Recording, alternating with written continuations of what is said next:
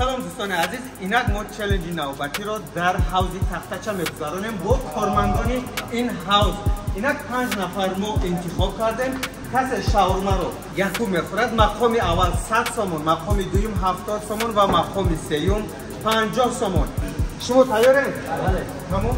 همه همینجا نشستگان کارمندان حوض تختچه هستند. آقای رستم، آقای علیشیر، فخریدین، کرم و خضرالله. اینا حاضر شروع میکنیم. آقا شما تیارین؟ 1 2 3 شروع کردیم.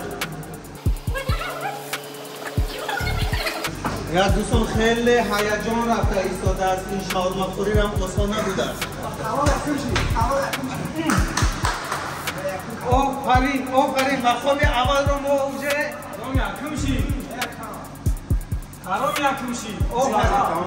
تمام کردم. آقای رستم مقام اول ما رو گرفتن.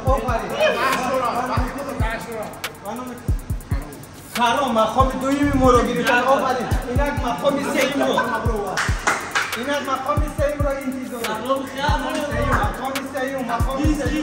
مبارزه برای 50 سومون.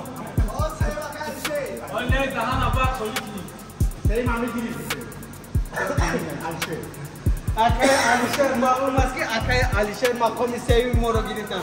اینک حاضر برای مکافات دهی شروع میکنیم. آقای رستم ما چقدر گفته بودیم دوستان عزیز، مقام اول 100 سومون میگیرد. مرحمت آقای رستم جان با شما موافقت و سلامت. این حق حلال شما. مقام دوم ما رو کرم گرفتن. ما گفته بودیم 70 سومون. اینا 70 سومون با شما موافقت و سربلندی. و مقام سوم ما رو دوستان عزیز ما گفته بودیم 50 سومون. اینا آقای فخریدین آقای علیشیر مقام سوم ما رو گرفتن. آفرین با این ما 50 سومون جای سوم گفته بودیم. مرحمت آقای علیشیر با شما موفقیت و سربلندی. شما از بازی راضیه و در آخر تاجیکستان.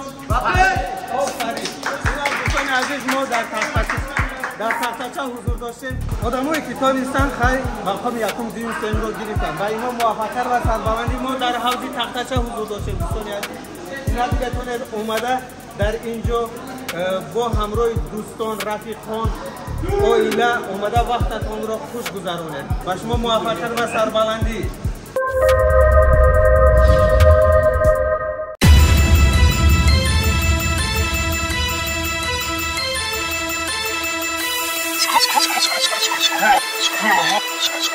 Screw the whole